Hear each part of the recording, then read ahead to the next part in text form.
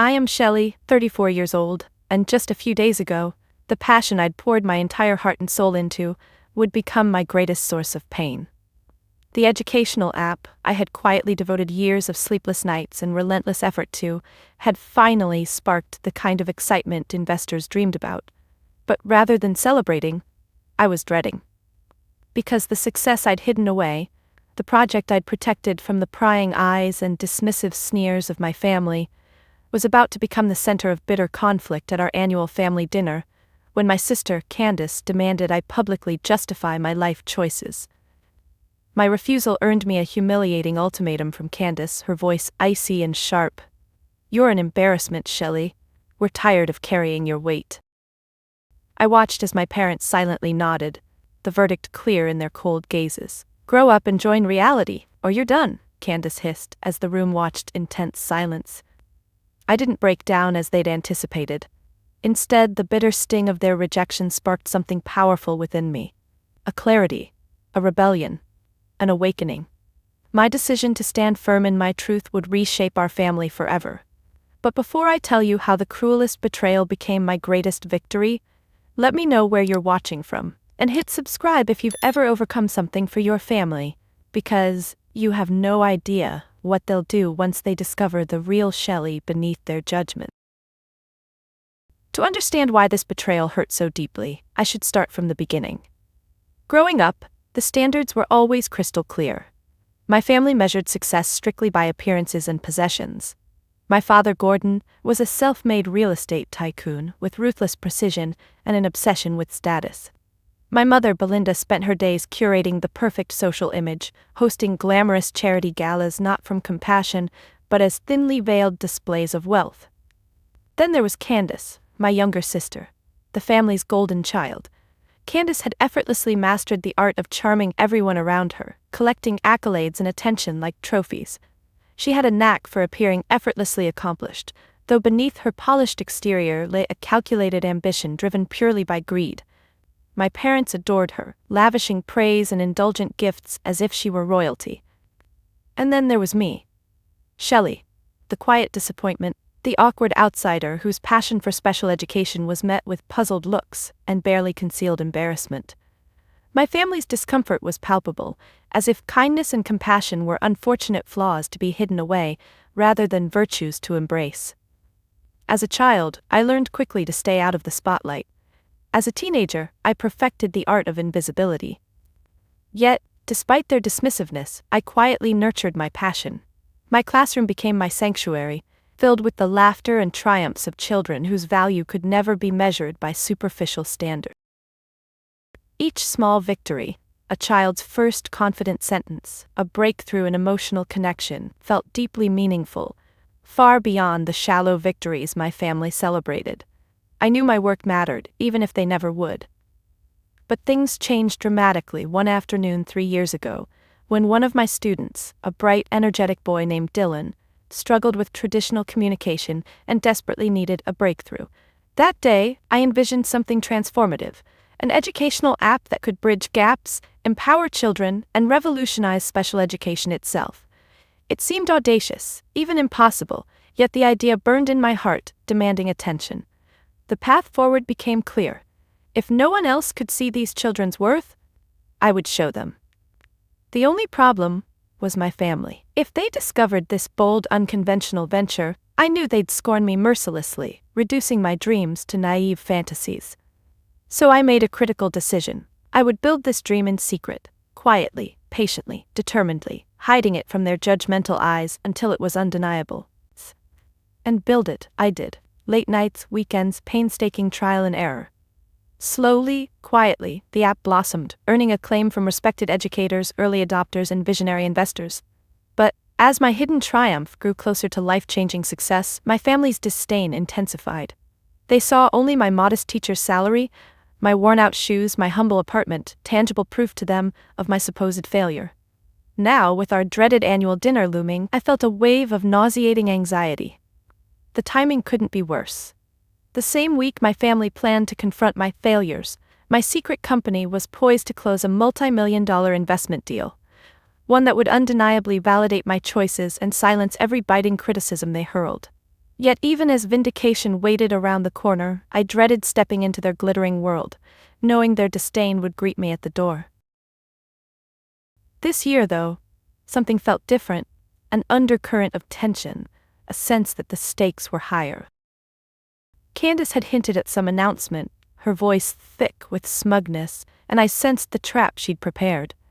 What I didn't yet know was that her scheme, her manipulation, her ruthless pursuit of our family's inheritance would not only change our lives forever, it would force us both to face the devastating irony that true wealth lies not in possessions, but in family integrity and forgiveness. For as long as I could remember, I'd felt invisible within my own family. Growing up under the relentless glare of my parents' obsession with image and Candace's undeniable charisma meant that my achievements, quiet, steady, but deeply meaningful, were buried beneath layers of glitter and superficial glamour. The contrast was painfully evident in every photograph lining the marble hallways of our childhood home, where my sister's bright smiles and sparkling dresses overshadowed my shy presence, tucked behind her like a shadow, eyes hesitant, voice barely audible. I vividly recall one evening from high school, the kind that sears itself into memory with perfect, aching clarity. I'd won first prize in a regional science fair, my project meticulously crafted, months in the making. The judges praised my creativity and dedication, and for the first time, I dared to feel pride, real pride in something I'd done. But that same night, Candace had been crowned homecoming queen, our living room filled with balloons and champagne, neighbors and friends pouring in to lavish her with attention, while my trophy sat unnoticed on a corner table, collecting dust beneath discarded coats and empty glasses. I tried to mention my achievement, tentative and hopeful. But my father waved me away, impatiently dismissive, muttering something about Candace's future, about how popularity and connections mattered more than a science thing. Moments like those weren't isolated, they defined my childhood. The day I was accepted into a prestigious education program on scholarship, my family barely acknowledged the news. Instead, they celebrated Candace landing a coveted summer internship at a flashy PR firm, even though she'd earned it through family connections rather than merit. My parents saw her charisma and polish as potential. My quiet passion for teaching seemed embarrassingly modest by comparison. Eventually, I stopped trying to share my successes with them. Achievements that lit up my world felt meaningless beneath the shadow of their indifference. Instead, I poured my energy into the classroom, where children lit up at the smallest of breakthroughs, real, tangible moments of joy that no photograph or trophy could capture adequately. Teaching became my refuge, my sanctuary of validation and self-worth. Ironically, it was Candace herself who unknowingly sparked the creation of my secret success. One crisp autumn afternoon, during yet another lavish family gathering, I overheard her mocking a charity my school was organizing to support special education. Her laughter was cruel, her words careless. Honestly, Shelley's wasting her life chasing some ridiculous savior complex. Why bother? Some people just don't belong in normal society. Her words cut deeply, not just because they were cruel, but because they mirrored the silent judgments I sensed from my parents every day. Yet in that sharp moment of pain, clarity arrived. If they couldn't see the potential and worth in the children I loved, I'd create something undeniable, an innovation so powerful, even they couldn't ignore it. That was the seed from which my educational app was born. Quietly, in stolen hours between grading papers and preparing lessons, I began to develop it. My life became a dual existence. By day, a dedicated teacher whose achievements were predictably ignored. By night, an entrepreneur meticulously crafting an idea that had the potential to revolutionize special education. Every late night was a rebellion, every small success a whispered victory against the oppressive silence that defined my relationship with my family. But maintaining the secrecy wasn't easy. Candace seemed intuitively suspicious, always ready with pointed remarks about my appearance or career. "Still doing that little teaching thing?" she'd sneer during family dinners, eyes glittering with condescension. Each jab was carefully calculated to chip away at my resolve, to remind me that I was forever the family disappointment. Yet the more she pushed, the stronger my resolve became. I poured my frustration, hurt, and determination into my app, driven by a conviction that had nothing to do with proving them wrong and everything to do with lifting others up. Ironically, their disdain became fuel, empowering me to quietly build something profound beneath their very noses. When the first version of my app launched quietly to a select group of educators and parents, the response was overwhelming. Messages poured in from grateful families whose children found new confidence, joy, and communication breakthroughs through my creation. One mother wrote, "You've given my child a voice we never dreamed he'd have." Her words brought tears to my eyes, not just because I'd made a difference, but because someone finally saw the value in what I did. Yet, I shared none of this with my family. Partly from habit, partly from a fear that their reactions might somehow tarnish the quiet joy I'd cultivated away from their scrutiny. Instead, I let their judgments roll off me, holding tight to my private victories as if protecting something precious and delicate. Now, years of secrecy, quiet triumph, and hidden sacrifice had built to this moment.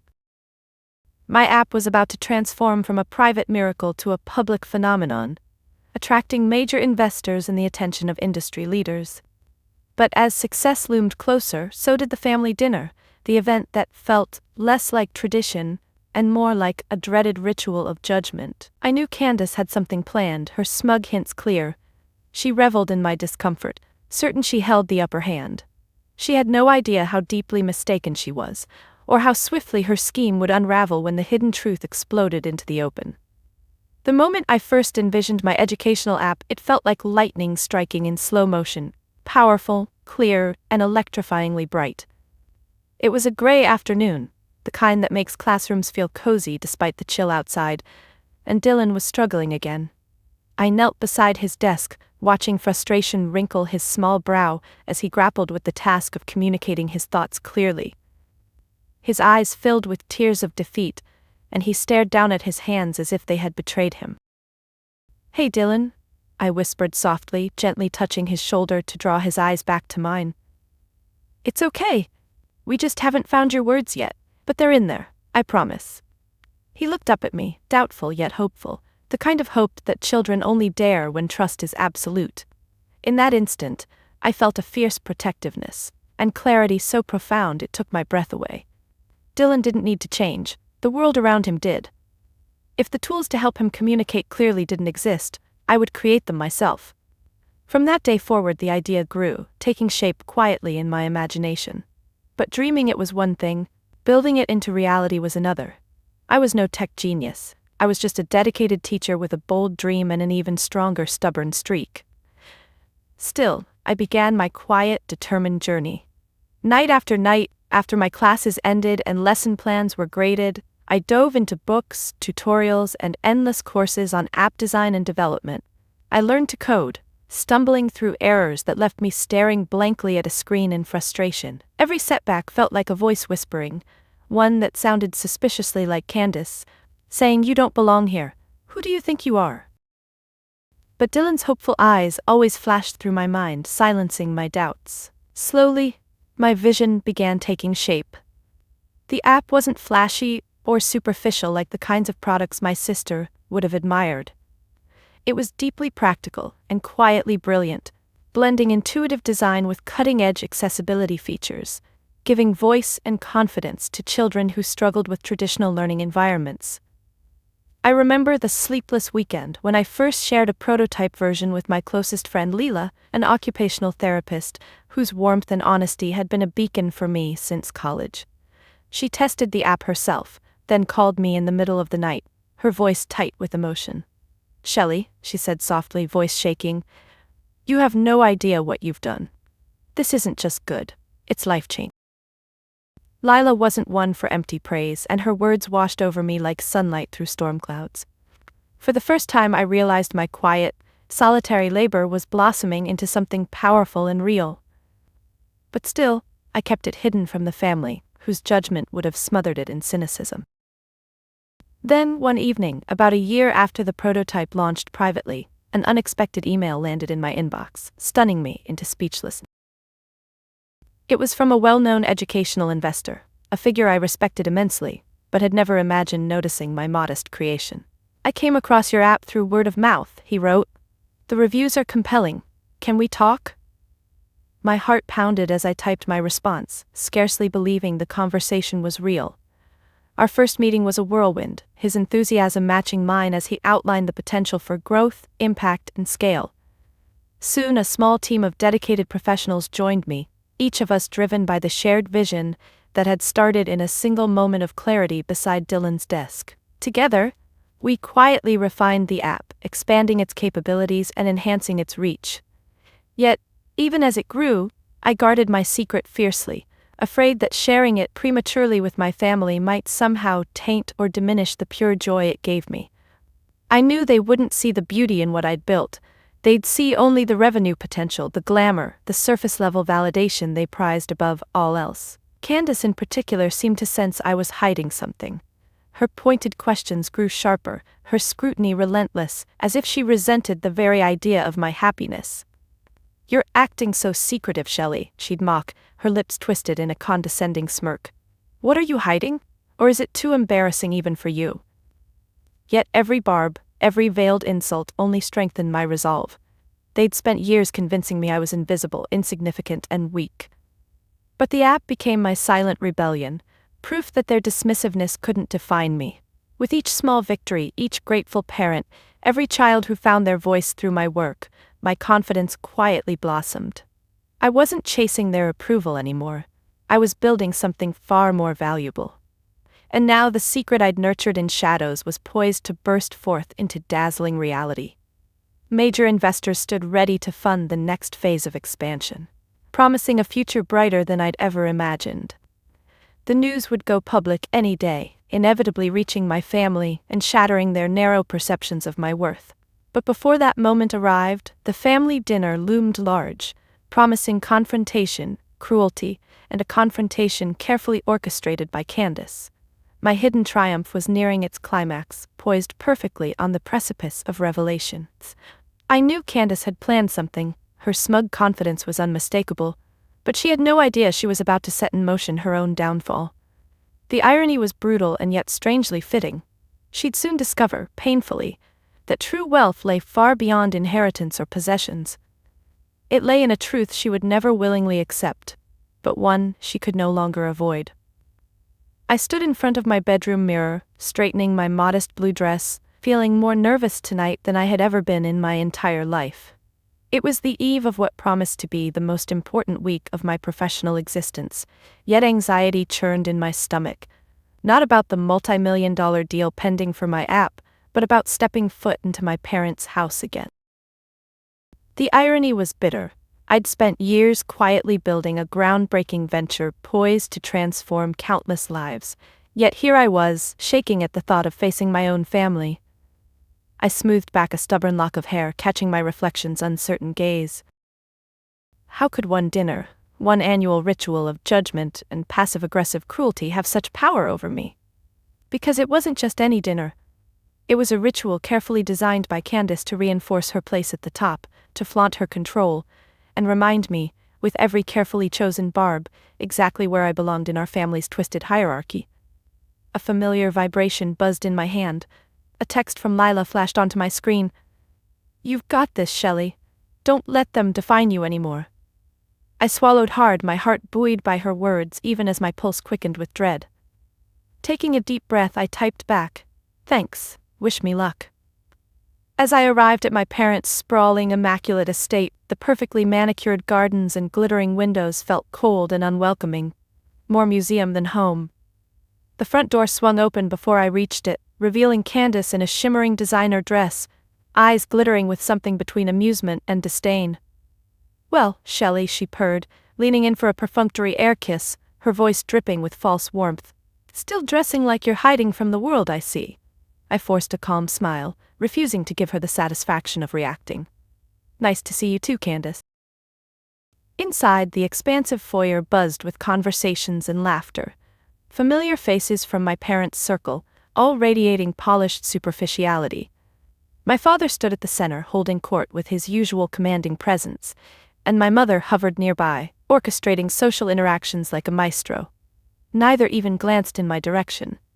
"Ah, Shelley, you're here," my mother finally acknowledged coolly, her eyes scanning my simple dress with faint disapproval. Try not to embarrass yourself tonight, dear. It's an important evening for Candace. I bit back the retort on my tongue, nodding politely instead. I'd learned long ago that confronting their criticisms only fed their contempt. Candace smirked at me knowingly from across the room, clearly savoring my humiliation. I retreated quietly to the sidelines, content to fade into the wallpaper until dinner was announced.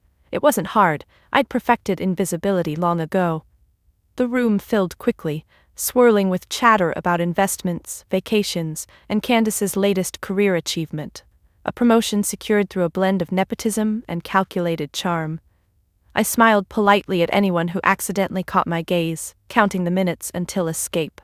When dinner finally began, we gathered around the opulently set dining table, my parents presiding like royalty. Servers poured wine into crystal glasses, and conversation flowed easily among the polished elite.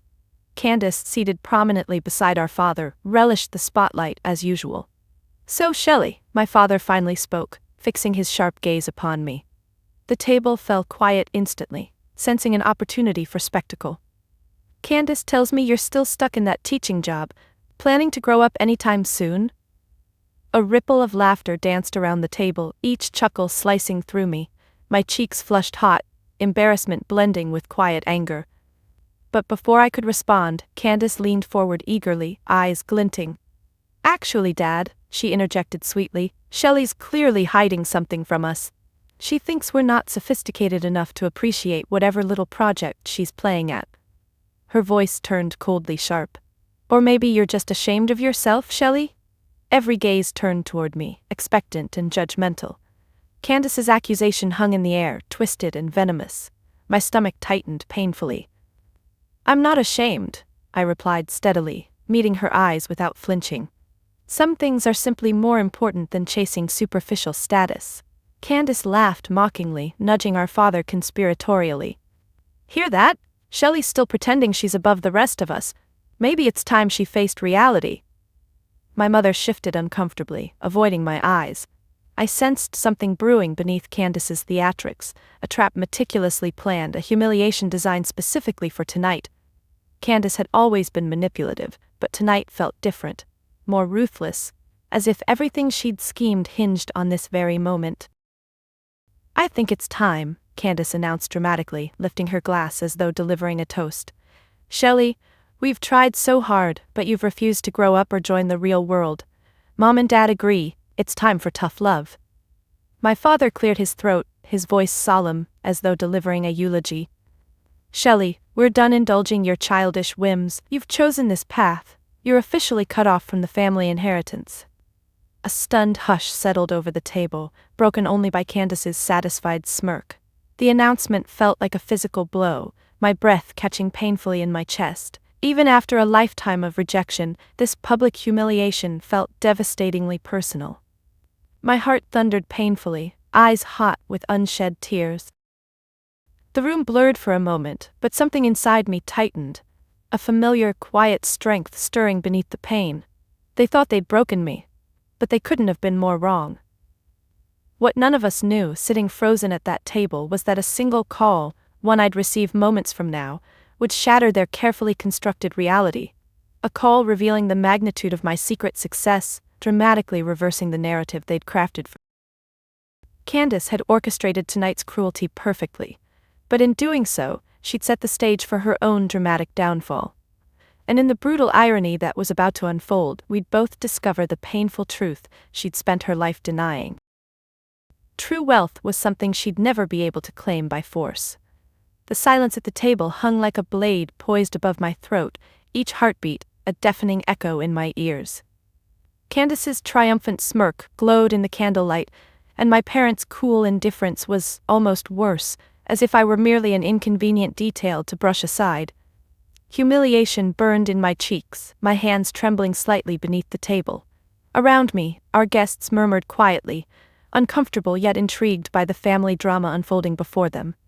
It was the spectacle Candace had carefully orchestrated, the public execution of Shelley, the eternal disappointment. My chest felt tight, the cruelty stinging deeper, because it was expected. Yet something inside me refused to crumble this time. Beneath the shame and sadness surged a stubborn, quiet defiance. Candace leaned forward, enjoying every second of the painful silence she'd crafted. "It's not too late, Shelley," she said, her voice patronizingly gentle, dripping false pity. "Just admit you've wasted your time on worthless dreams, and maybe someday we'll welcome you back." A low murmur of approval echoed around the table, each whispered word sharpening my sense of isolation. My mother sighed dramatically, patting Candace's hand with affected tenderness. "At least one daughter understands responsibility," she said pointedly, her eyes avoiding mine entirely. My father watched impassively, giving Candace his quiet approval, a silent king observing the fallout of his decree. His eyes held no anger, no regret, only mild disappointment, as if I'd failed to reach some arbitrary standard of worth he'd never bothered to define clearly. I'd endured their disdain countless times before, swallowing pride and grief behind practiced smiles. But tonight, their carefully staged humiliation felt unbearable. Candace's calculated cruelty was too precise, too public, intended to strip away the last shred of dignity I'd clung to. But before I could respond, my phone buzzed urgently in my pocket. Candace raised an eyebrow mockingly. "Another urgent PTA meeting, Shelley? Or perhaps an emergency bake sale?" The laughter around me was sharp and mocking. Ignoring their ridicule, I glanced at the screen discreetly beneath the table, my breath catching sharply.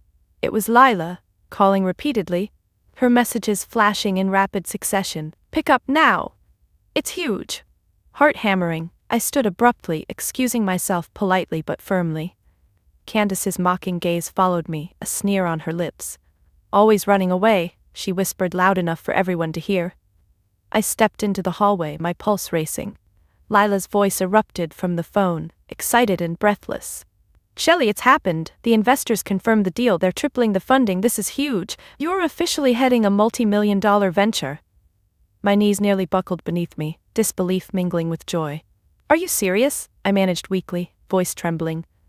"Dead serious," Lila laughed warmly. "You've done it. You changed the game." I leaned heavily against the cold marble wall, my body flooded with relief and quiet triumph. My private hidden dream, dismissed as worthless moments before, had just become a dazzling reality. Validation, so long denied, now surged powerfully within me, an unstoppable tide of pride and vindication. Taking a deep breath, I steadied myself. The woman who'd stepped into the hallway moments earlier felt small, fragile, and deeply wounded. But the woman stepping back into that dining room, she was someone entirely new, powerful, and quietly fierce, shaped by the raw truth of her worth, finally undeniable. I returned to my seat, expression calm, phone still in hand. Candace looked amused, preparing another barb. But something in my confident demeanor silenced her, confusion flickering briefly across her face. My father broke the silence first, voice stern. "Finished running away, Shelley, ready to face reality?" I met his eyes steadily, my voice steady and clear. "Actually, Dad, reality just called, and it's spectacular." Candace's smile wavered, uncertainty replacing smug confidence. "What nonsense is this?" Ignoring her, I calmly turned toward our stunned audience, my voice calm yet charged with quiet authority. "For the past 3 years, I've been quietly building a company. It's an educational technology app helping children with special needs communicate more clearly and confidently." My mother's mouth opened slightly, disbelief and confusion blending into a stunned silence around the table. Candace tried to laugh dismissively, but the uncertainty in her eyes betrayed her. "Cute story, Shelley, but we're in the middle of," I interrupted smoothly, ignoring her attempt to regain control. "Tonight, just minutes ago, major investors committed millions of dollars to scale the venture globally. This isn't a fantasy or a hobby, it's now a multi-million-dollar reality, and it's all mine." A stunned hush settled, thick and uncomfortable. Every eye turned toward Candace, whose carefully curated composure finally cracked, her confident smirk twisted into a disbelieving scowl. "You're lying," she spat bitterly, her voice faltering with each word. "There's no way you, of all people, built something that valuable." My smile was gentle, almost pitying. "I understand why you're shocked, Candace. You've spent your life measuring worth through possessions and status. But true value, real success, can't be measured by inheritance or connections. It's built through passion, hard work, and genuine care for others, things you could never understand." The silence deepened, painfully heavy, each guest keenly aware they'd witnessed something profound. Candace's face reddened with fury and humiliation. The bitter taste of her carefully orchestrated victory suddenly replaced with her own spectacular downfall. Standing calmly, I straightened my dress and smiled politely at my parents. "Thank you for tonight. It clarified exactly where we all stand." With quiet dignity, I stepped away from the table, walking steadily toward the door, feeling their shocked eyes follow me. Behind me lay the ruins of Candace's cruel plan, her ruthless ambition twisted into her own humiliation. Ahead lay a new world, bright with possibility, defined by my values and truth. And though I knew the battle wasn't over yet, tonight was a victory sweeter than anything I'd ever imagined. Candace's ruthless betrayal had indeed changed everything, but not in the way she'd expected. Instead, she'd unwittingly revealed the devastating irony she'd always ignored, that true wealth lay not in possessions but in integrity, truth, and authenticity, and now that truth had been set free. The drive home was a surreal blur of streetlights streaking past my windshield, illuminating fragments of memories and raw emotion. Relief flooded me in waves, mingling with exhaustion, joy, and disbelief. In the privacy of my car, tears finally fell. Not from pain, but from the overwhelming liberation of finally being seen, of stepping out from behind years of invisibility and silence. Yet, beneath the relief, simmered an ache, the lingering sting of betrayal. Being disowned publicly was a humiliation I could rationalize, but the deeper wound was Candace's malicious intent, the calculated cruelty woven through every word she'd spoken. Her determination to destroy me hadn't just fractured our fragile family, it had shattered something inside me I'd long hoped might heal. When I reached home, my small apartment greeted me warmly, modest but genuine. Lila was already there, a bottle of champagne clutched triumphantly in her hands, eyes sparkling. She embraced me fiercely, laughing with joyful disbelief. "You did it, Shelley. They underestimated you and you just blew their world apart." I laughed softly, sinking onto the worn sofa beside her, feeling safe for the first time that evening. "It felt good, Lila, really good, but part of me still aches. They didn't just hurt me tonight, they tried to erase me completely." She squeezed my hand gently. "They couldn't erase you. You've always been bigger than they understood. You built this quietly, beautifully, and that's exactly why it's so powerful." Lila's words washed over me, comforting yet challenging. Could I truly embrace this new reality? Could I finally let go of my family's cruel definitions and rewrite my narrative entirely? The days that followed brought a dizzying blend of excitement, uncertainty, and newfound attention. The public announcement of my app's groundbreaking funding became headline news in our community, a heartwarming narrative about a local teacher's quiet innovation transforming lives. Strangers offered congratulations, their genuine admiration a stark contrast to my family's disdain. But as my visibility grew, Candace's bitterness deepened. Her texts began flooding my phone, angry and relentless, accusing me of betrayal, theft, and deception, as if my success were an attack on her personal worth. She saw my achievement not as my victory, but as her humiliation, a zero-sum game she'd suddenly lost spectacularly. Finally, after days of ignoring her angry messages, Candace showed up at my doorstep unannounced. Her expensive coat hung stiffly from her shoulders, her eyes shadowed with fury and resentment. "You think you've won something, Shelley?" she spat bitterly, pushing past me into my small living room. Her gaze swept dismissively around the modest space, lip curling in disgust. "This pathetic act of yours, it won't last. The investors will see through you." I stood calmly, refusing to be baited. "Candace, I'm not playing your game, I'm done with it. My success isn't about beating you, it's about building something meaningful, something you can't understand." Her face twisted angrily, composure crumbling as she stepped closer, voice trembling with barely controlled rage. "You've always hated me, haven't you? Always jealous. This was your sick little revenge, wasn't it?" I shook my head, feeling a profound sadness rather than anger. "I never hated you, Candace, I just wanted you to see me as something other than an embarrassment." She faltered briefly, eyes flickering with uncertainty. For a brief moment, I glimpsed the sister I'd once loved deeply beneath her layers of bitter anger, but then pride reasserted itself, her jaw tightening, eyes hardening into stone.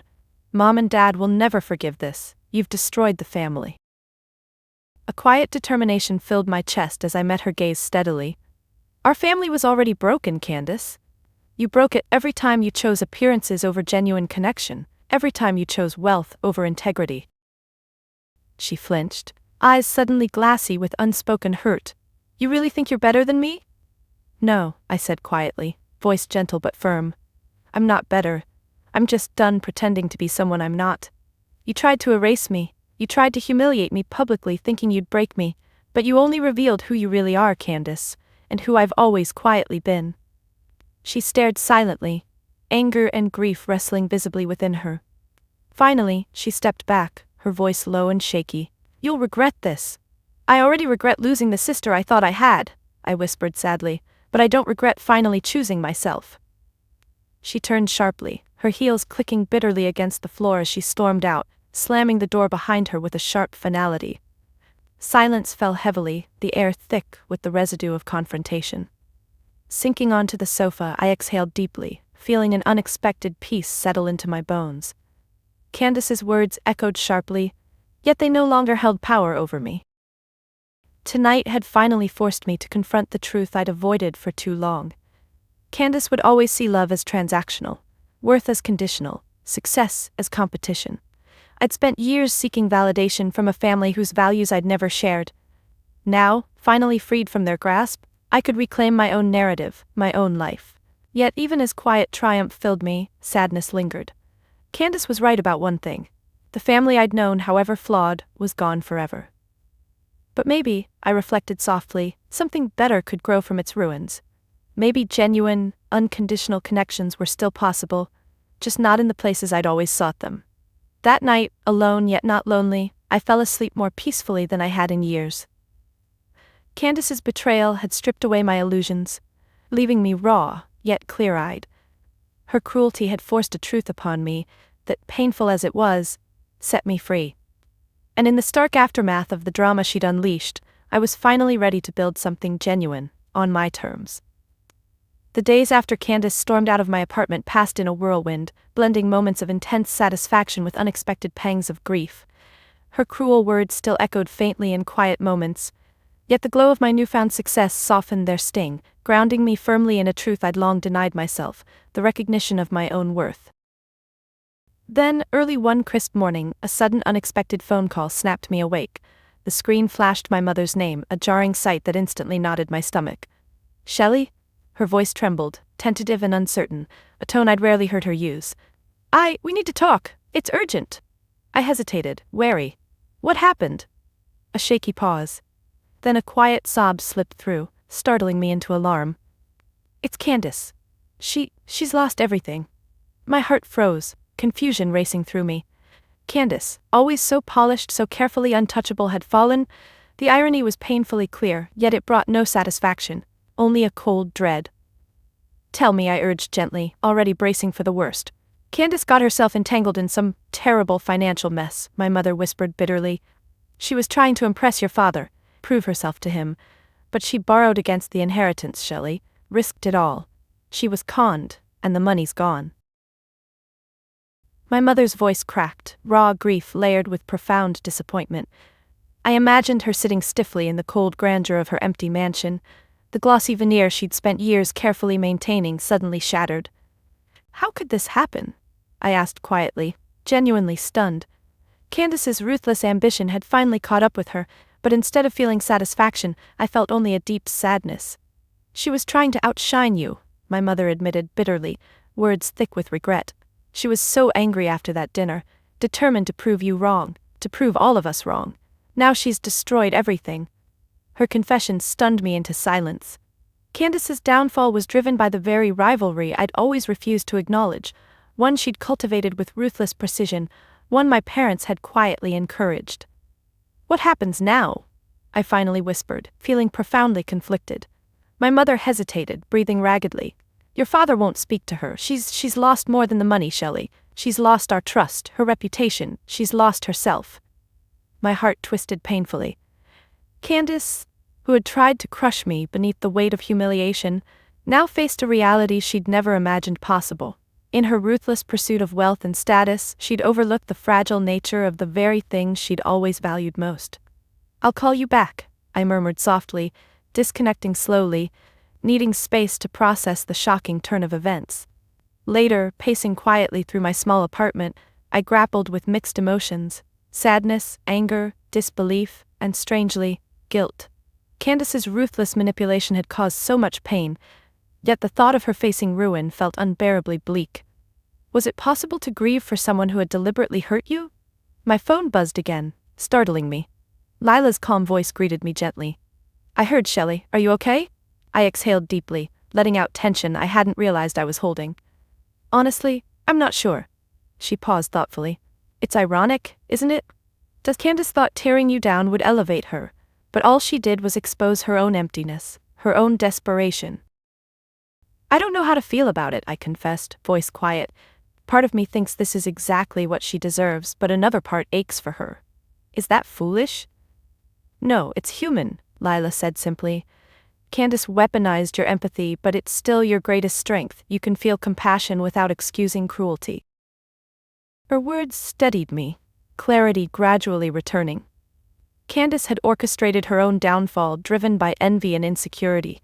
Yet I couldn't ignore the bitter irony. My quiet success built on genuine care stood in stark contrast to her reckless greed. Just as I sank onto my sofa, emotionally drained yet strangely centered, a tentative knock startled me.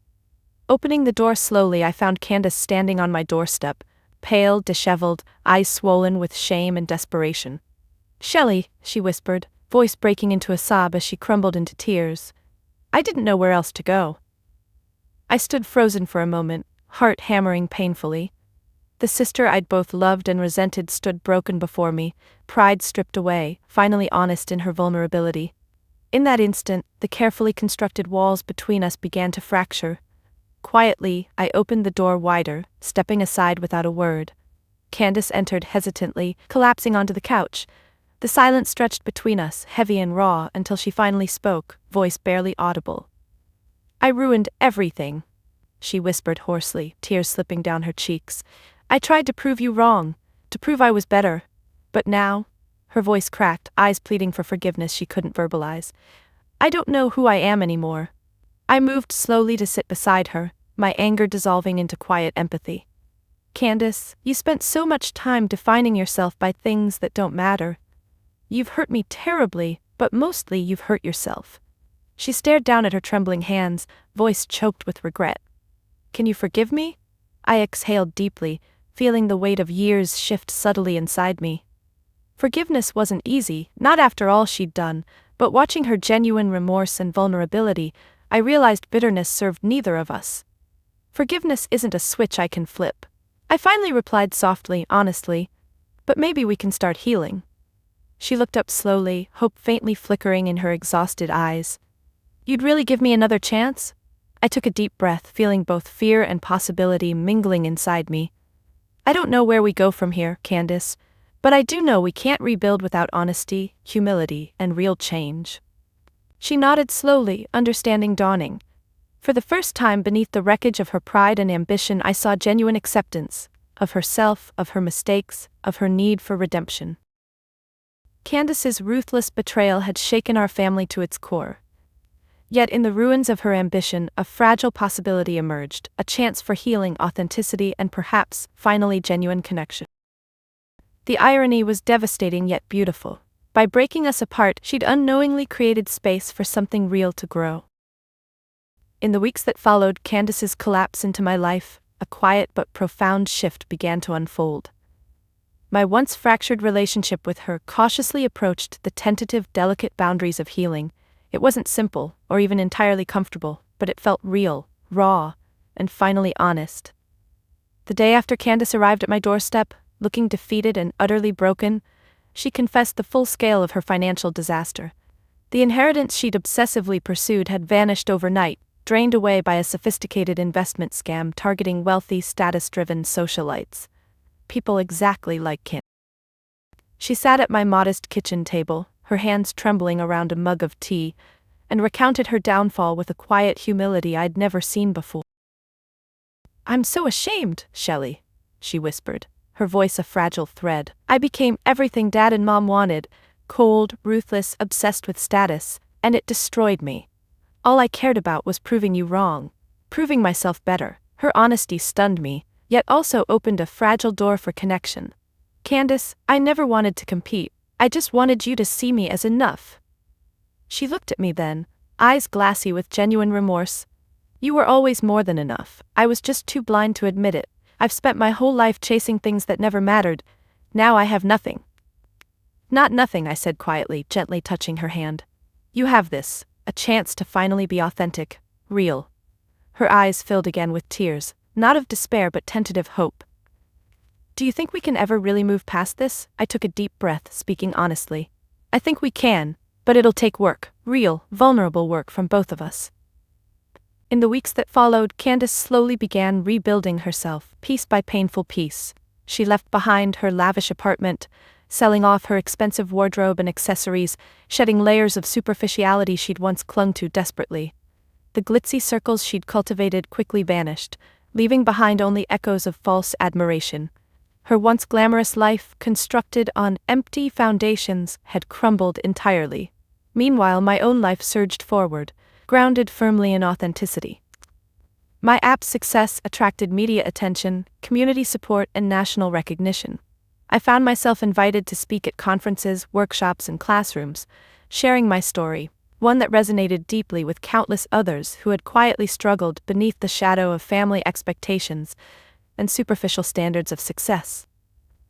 Yet, despite the whirlwind of my newfound public visibility, my greatest achievement was more personal. It was the quiet reclamation of self-worth, the steady realization that I'd built a life rich in meaning, connection, and genuine impact, one entirely my own. Then, inevitably, came the call I'd been dreading yet expecting, my father's gruff, reluctant invitation to a meeting. It arrived one evening as I sat with Candace, quietly sharing dinner. His voice crackled over the phone, authoritative yet tinged with discomfort. "Shelley, I suppose we should talk. Bring your sister." Candace stiffened visibly, anxiety flooding her expression. "Do you think it's genuine, Shelley, or just another judgment?" I considered carefully, heart heavy. Maybe it's both, but we won't know unless we face it. Days later, we arrived at my parents' sprawling estate, now feeling strangely hollow rather than impressive. Our parents waited stiffly in the formal sitting room, uncomfortable yet determined to maintain dignity. My father spoke first, his voice cold yet uncertain. "Shelley, your recent success has changed things. People are talking. Candace's behavior has embarrassed us terribly, but your actions have put us in an awkward position. We need to know where things stand." His words were carefully chosen, prideful yet awkwardly vulnerable. But it was Candace who answered, surprising us all by speaking calmly, humbly, without bitterness. "Dad, Mom, I was wrong," she admitted quietly. "I was driven by envy, ambition, and greed.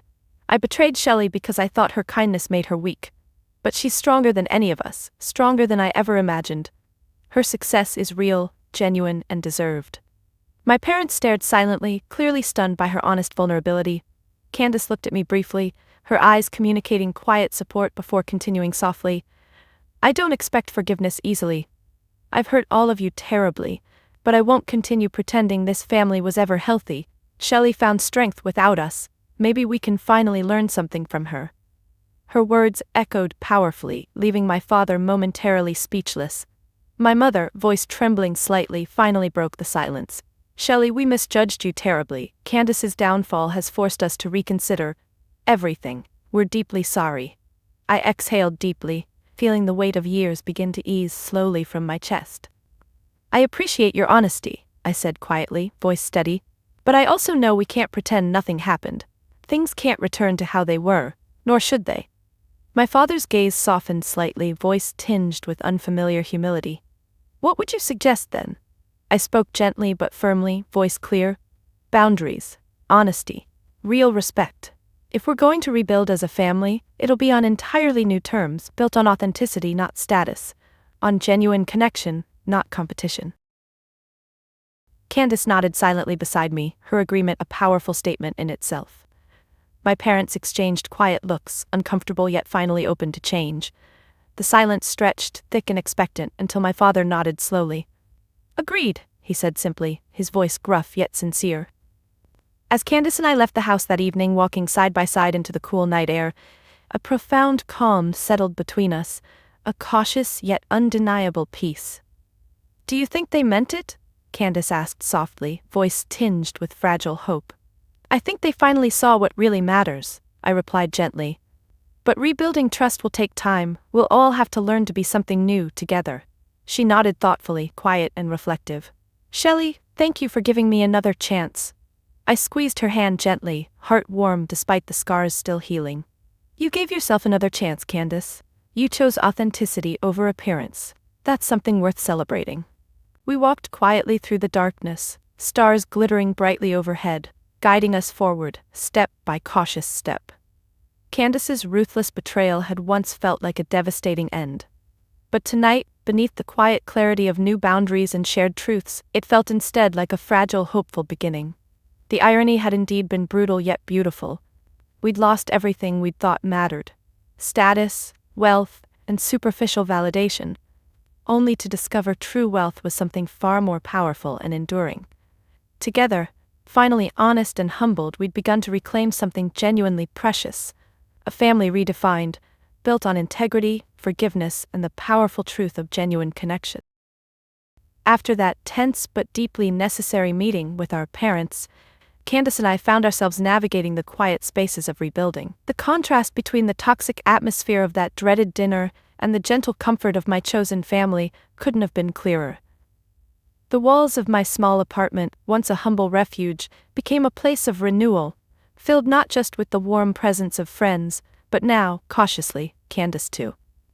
One evening, a few weeks later, I hosted a gathering for those closest to me, the people who'd stood beside me, quietly and faithfully, even when my dreams seemed impossible. My apartment filled with laughter and soft conversations, familiar faces offering genuine warmth and sincere congratulations on the app's soaring success. Leela sat close by, her gentle presence grounding me as always, while Candace hovered cautiously on the fringes, clearly uncertain where or if she belonged in this genuine circle of support. I watched her quietly from across the room, aware of her awkward vulnerability. For the first time I felt protective, empathetic, no longer angry or guarded. When Lila stepped away to refill drinks, Candace approached tentatively, her voice subdued yet hopeful. I never understood what you saw in these people, she admitted quietly, glancing around uncertainly. I always thought they were ordinary, unimportant, but tonight I see it clearly. Her eyes, once sharp and calculating, were now wide, reflective.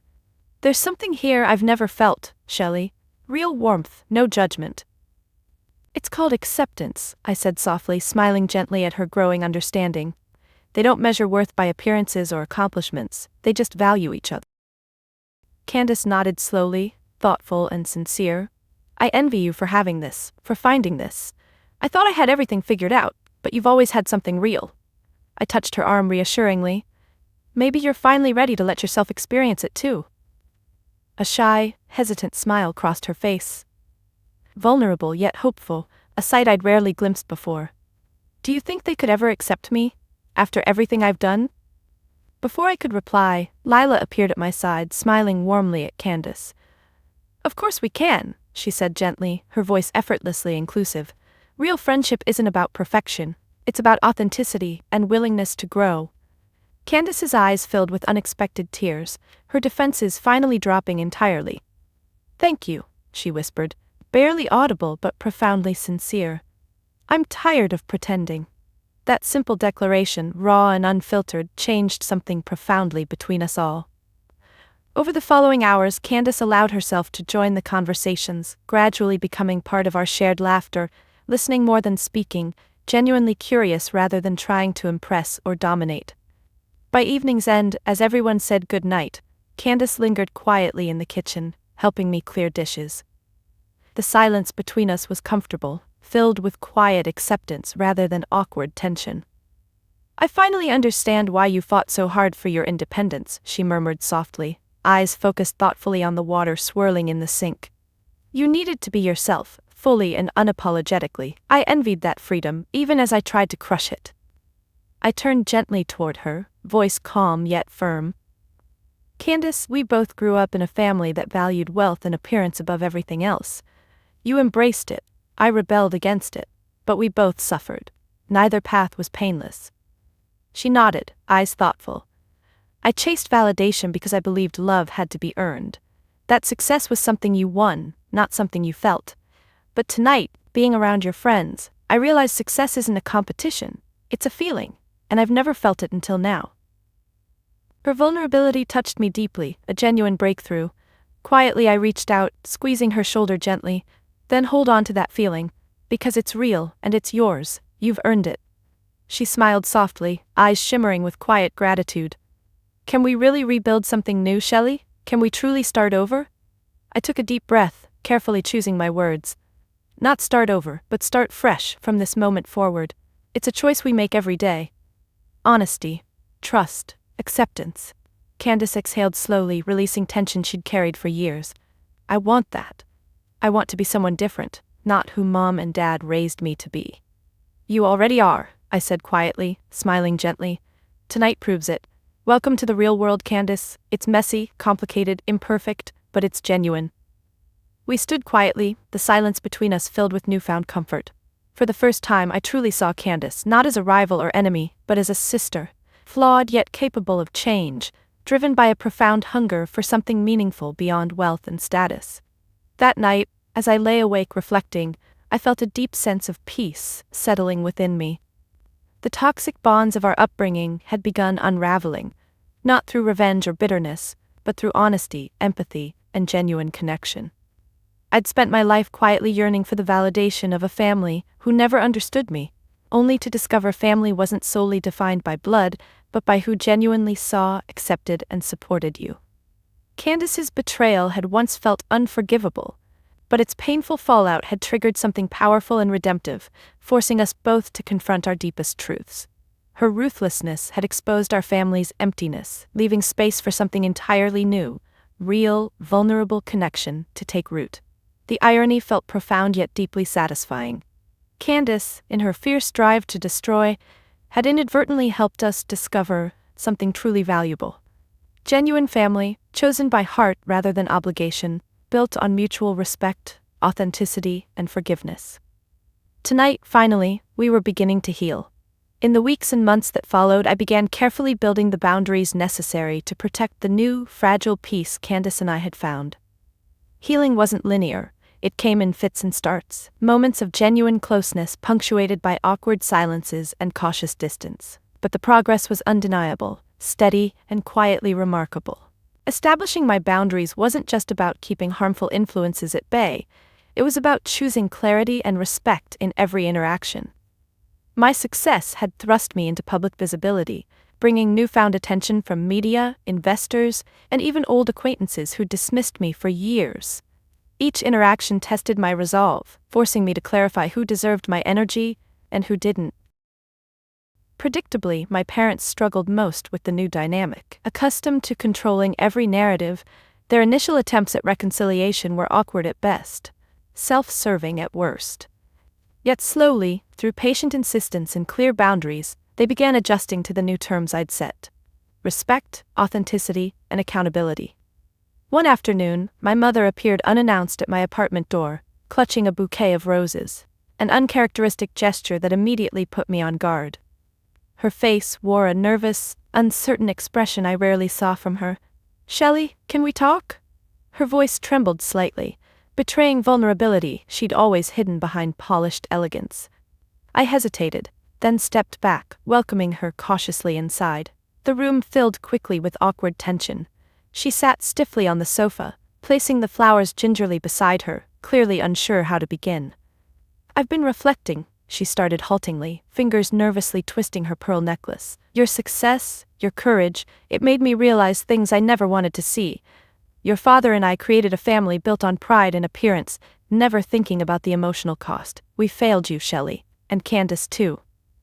The honesty in her voice startled me, her words raw and unfiltered. I listened silently, processing each admission carefully. "Candace losing everything, it woke me up," she continued quietly, eyes filling with tears she'd always hidden before. I saw clearly, maybe for the first time, that we built a family based on status, not love. We prioritized possessions over connection, and now we've lost both daughters. I exhaled slowly, voice gentle yet firm. "You haven't lost us yet, Mom, but you might if things don't change.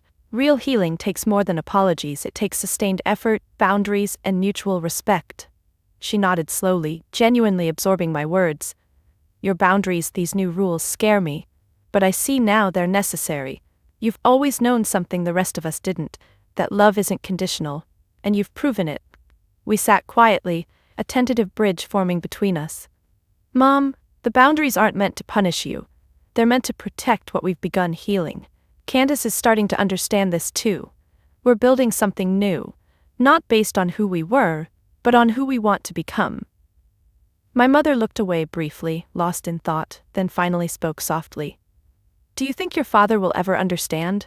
I considered carefully. He'll struggle with it. His identity has always been about control and appearances. But change is possible. Candace proved that, and now you're proving it too. She exhaled deeply, eyes softening. Maybe this is how we rebuild our family, by redefining what love means.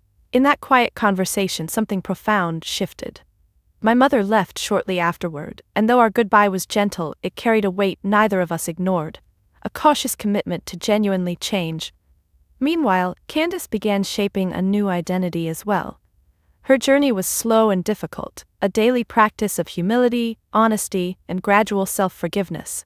Her fall from social grace taught her hard lessons about the fleeting nature of superficial admiration. Yet, she began quietly thriving, ironically by becoming involved in charity work, leveraging her genuine skills in public relations to support causes she once dismissed as beneath her. One evening, Candace joined me for dinner, visibly lighter, eyes shining with quiet pride. Shelley, for the first time I genuinely feel like I matter, she said softly, voice tinged with surprise. Not because of my status or possessions, but because I'm finally making a real difference. You always mattered, I replied gently. But now you're discovering your worth for yourself. That's powerful. She smiled shyly, thoughtfully sipping her tea. Your boundaries helped me too. You gave me room to change without pressure or judgment. You showed me compassion without compromising your own values. Boundaries aren't walls, I reminded her gently. They're doors we open deliberately, to allow genuine connection while protecting ourselves. Candace nodded thoughtfully. I finally understand why you fought so hard for your independence. Your authenticity is your strength, Shelley, and now, finally, mine too. Our quiet conversation reflected how far we'd come, the delicate yet profound evolution of our relationship. Candace's ruthless betrayal had forced a brutal reckoning, shattering our family's old foundations. Yet from those painful ruins, new, healthier boundaries emerged, protecting the fragile yet beautiful growth we'd begun nurturing together. That night, alone in my quiet apartment, I reflected deeply on how drastically my life had changed. My boundaries had become my fortress. Not to keep people out, but to ensure those allowed in genuinely respected who I'd become. The pain Candace inflicted had once seemed irreparable, yet now I saw its transformative power clearly. The greatest irony, and perhaps greatest gift, of Candace's betrayal was its role in reshaping our family completely. By trying to destroy me, she'd inadvertently dismantled our family's shallow ideals, creating space for something infinitely more valuable to emerge: authenticity, compassion, and genuine connection. That truth settled quietly, yet powerfully inside me, grounding my sense of self-worth deeply, undeniably. I'd survived the cruelest rejection imaginable, emerging stronger, wiser, and fiercely committed to protecting my peace, integrity, and authenticity. And for the first time, beneath the quiet strength of new boundaries, I felt genuinely safe, valued, and finally at peace. Over the months that followed, my focus shifted gently but purposefully from repairing family wounds to shaping a lasting legacy. My educational app continued to flourish, impacting countless lives far beyond what I'd initially imagined possible. Yet now, my vision broadened, rooted not merely in personal success, but in the deeper conviction of using my achievements to reshape our family name into something truly meaningful. The inheritance Candace had obsessively pursued had vanished into smoke, replaced by a humbler, far richer legacy. I poured profits from my app into creating a charitable foundation, devoted entirely to supporting special needs education and empowering children whose voices were often drowned out by societal judgment or lack of resources. The foundation quickly gained traction, attracting support from educators, philanthropists, and community leaders who shared my quiet passion. Yet the foundation's real significance went far beyond financial success. It symbolized the reclamation of my family's name, transforming a legacy of superficial status into one defined by integrity, genuine impact, and compassion.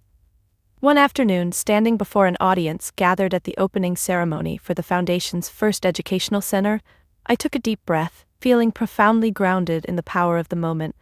Candace stood quietly at my side, genuinely supportive yet visibly humbled. Our parents, too, stood at the back, quietly absorbing the profound shift our family had undergone.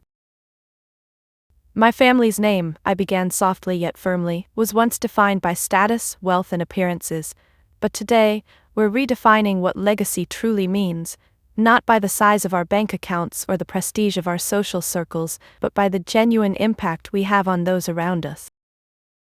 The crowd listened attentively, understanding the gravity of the words I chose carefully. This foundation exists because every child deserves to be heard, valued, and supported. I spent much of my life invisible, underestimated even by my own family. But it was in that invisibility, in that struggle for acceptance, that I discovered my purpose. And now, I share that purpose openly. Candace stepped forward slightly, her voice tentative yet sincere.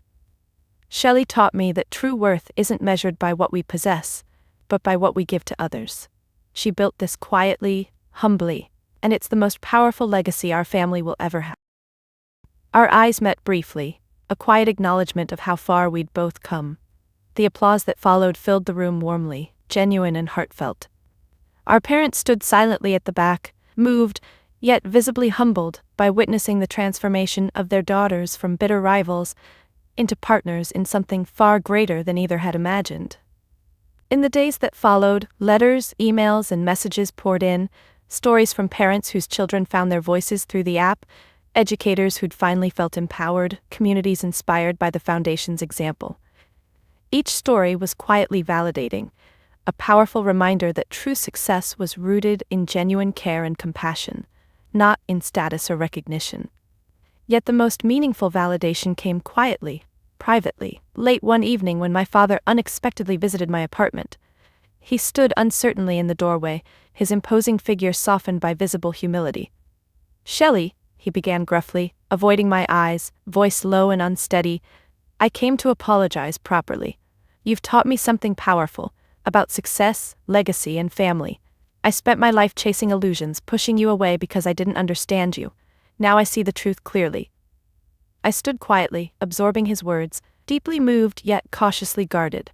He continued slowly, eyes finally meeting mine sincerely. "Your foundation is a genuine legacy, far beyond anything I ever built. I'm proud of you, Shelley, prouder than I've ever admitted." The moment was quietly powerful, genuine reconciliation finally within reach. "Thank you," I replied softly. "That means a lot." He nodded solemnly, turning slowly toward the door, pausing briefly. "Maybe someday," he added quietly, his voice filled with unexpected vulnerability, "you'll let me help. I'd like to learn from you." The offer stunned me gently, an acknowledgement of humility I'd never expected from him. "I'd like that," I replied sincerely, "when you're ready." He left quietly, leaving me profoundly thoughtful, my heart heavy yet hopeful. The wounds of our past might never fully disappear, but tonight they felt genuinely healed, softened by humility and genuine change. That night, as I reflected alone, I realized how thoroughly my life had transformed. My family's painful betrayal had once felt devastating, yet it had been the catalyst for profound growth, leading me to reclaim and redefine my own legacy entirely. Candace's ruthless attempt at sabotage had ironically opened doors for powerful transformation. Not just personally, but for our entire family. Her cruel betrayal forced each of us to confront our deepest flaws, dismantling false pretenses and creating space for authenticity, forgiveness, and genuine impact. My family's legacy, once rooted in empty prestige, had been quietly yet powerfully transformed into one genuinely meaningful. My quiet, humble passion, dismissed for years, had not only reshaped my identity but also redefined what our name truly represented. The irony was profound yet deeply fulfilling. Candace, in her ruthless pursuit of superficial status, had inadvertently sparked the creation of something infinitely richer, a legacy built on compassion, integrity, and genuine impact. And standing quietly in the gentle darkness that night, I finally embraced the full significance of that truth. My journey hadn't been easy, but every painful step had quietly shaped something beautiful, powerful, and lasting. Tonight, I reclaim not only my family's name, but also my own worth. Finally, authentically, undeniably. Reflecting on everything I'd lived through, the painful betrayals, quiet victories, and profound transformations, I realized that my greatest achievement wasn't the app, nor even the foundation. It was something deeper, quieter, yet infinitely more powerful. Discovering genuine self-worth independent of external validation. Months passed gently, and life settled into a new rhythm, balanced and calm.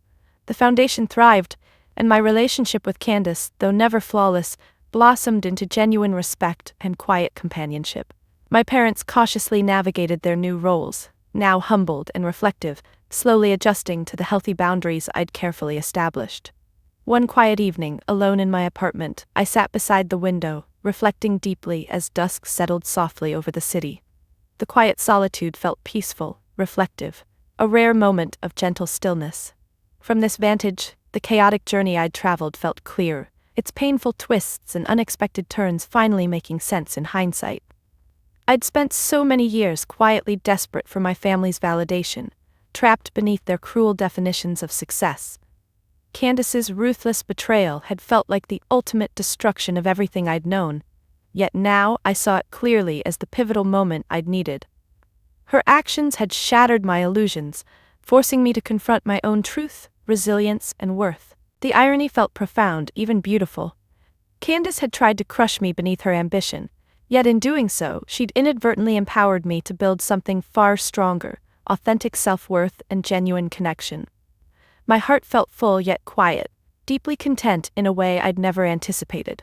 The quiet power I'd found within myself, once dismissed by others, had ultimately transformed not just my life, but the lives of countless others. Suddenly, my phone buzzed softly, a text from Candace appearing gently on the screen. "Just wanted to say I love you, Shelley. Thank you for everything." Those simple words carried immense weight, quiet proof of genuine transformation. Smiling softly, I replied gently, "Love you too, Candace. I'm proud of how far you've come." Her reply came quickly, heartfelt yet playful. Who knew betrayal could lead to something so real? Irony at its finest.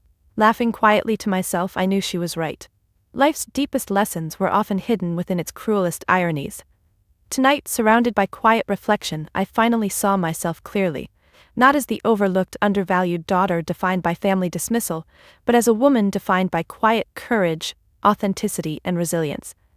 The journey had been painful yet profound, transforming my wounds into wisdom, betrayal into genuine connection, and family dysfunction into genuine compassion.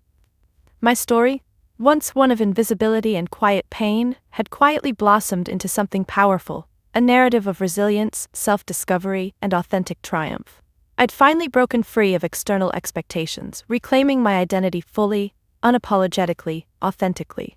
This, I understood deeply, was the true wealth I'd always sought, not defined by possessions or status, but by quiet integrity, genuine connections, and a meaningful legacy. The quiet strength within me, once underestimated, had finally revealed itself as profoundly powerful, capable of shaping not only my own life, but also the lives of countless others. Tonight, I genuinely felt validated, not because of others' praise, but because I'd finally validated myself. As darkness gently deepened outside my window, I took a deep breath, feeling calm yet empowered. My journey had reshaped me, quiet yet undeniably transformative. And though the future would always carry uncertainties, tonight, I stood confidently in the quiet truth of my worth, finally at peace. Candace's ruthless betrayal had once threatened to destroy me, yet it had ironically become my greatest catalyst for growth, forcing me to redefine my worth entirely. Tonight, sitting quietly, fully myself, I embraced the powerful irony that had defined my journey, realizing profoundly that true wealth had always existed quietly within me, waiting to be claimed. And in that quiet realization, I finally felt deeply, genuinely at. Have you ever faced a situation where the very people who should have supported you became your toughest critics? If my journey resonated with you, please share your story in the comments. I'd love to hear about how you define success on your own terms. Remember, Validation and worth come from within, not from external approval. If this story touched you, please like, subscribe, and share it with someone who needs the reassurance that it's okay to define success authentically, on their own terms. Your journey matters, your story matters, and you matter, exactly as you are. Ask, reflect, share.